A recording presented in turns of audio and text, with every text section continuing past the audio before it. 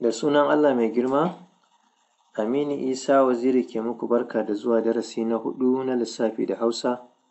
Yau Asabar 8 ga watan Yuli shekarar 2017, inda za mu yi bayani akan ɗebewa. Da Turanci dai ɗebewa tana nufin subtraction, tunda yake da Hausa muke bayani, za mu ci gaba da amfani da sunan Hausa a cikin wannan darasi, wato ɗebewa. Ɗebewa dai tana nufin ɗebe wani abu daga cikin wani, ko kuma kwashe wani adadi daga cikin wani. Alamar ɗebewa ita ce layin da aka ja a kwance kamar wannan. Idan ka ga wannan alamar tsakanin lambobi guda biyu, ana nufin ka ɗebe lamba ta biyu daga cikin ta farko.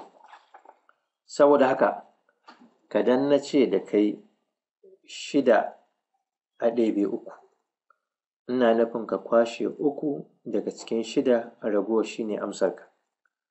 Haka nan idan na ce da kai 9 a ɗebe 4, ina nufin ka kwashe 4 daga cikin 9, ragowar shi ne amsarka. Bari yanzu in kawo misalai guda 4 domin mu yi ɗebewar a aikace yadda za mu fahimce ta sosai. Misali na farko, 6 a ɗebe 3. Ka ƙaddara cewa wannan lissafi za ka yi shi da lemuna, ga lemuna nan guda 6 muna kallo. Bara mu sake ƙirga su mu tabbatar 6 ne.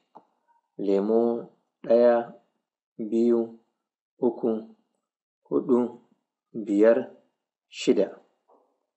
Saboda haka idan aka ce da kai ka kwashe lemo guda 3 daga cikin wannan guda 6, mene ne zai zama ragowar amsa? Bara mu kwashe mu gani. Ga shi nan muna kwashewa wuf, mun kwashe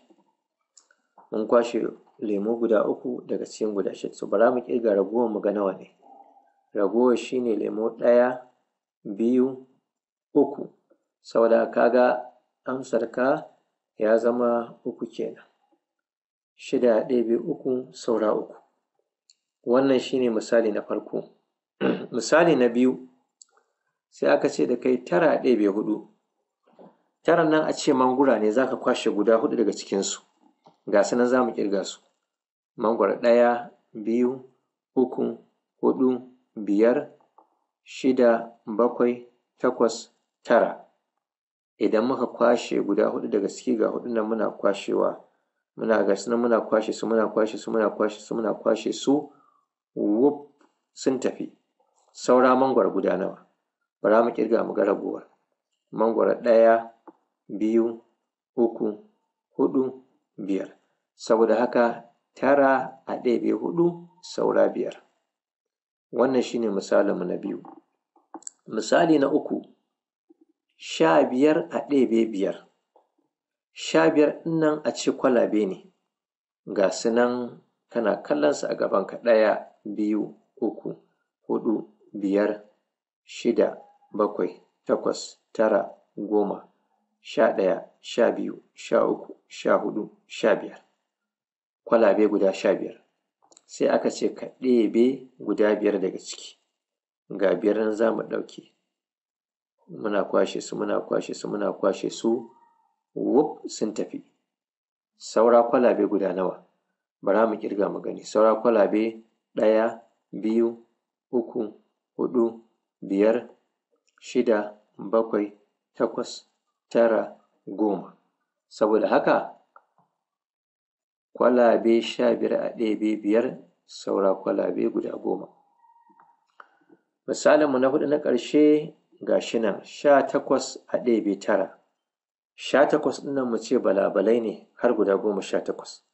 Ga su nan 1, 2, 3, 4, 5, 6, 7, 8, 9, 10, 11, 12, 13, 14, 15, 16, 17, 18.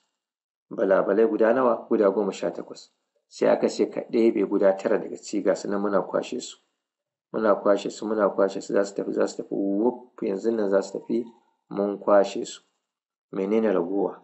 Ragowar shi ne za mu ƙirga yanzu mu gani. 1, 2, 3, 4, 5, 6, 7, 8, 9, saura balabalai guda 9.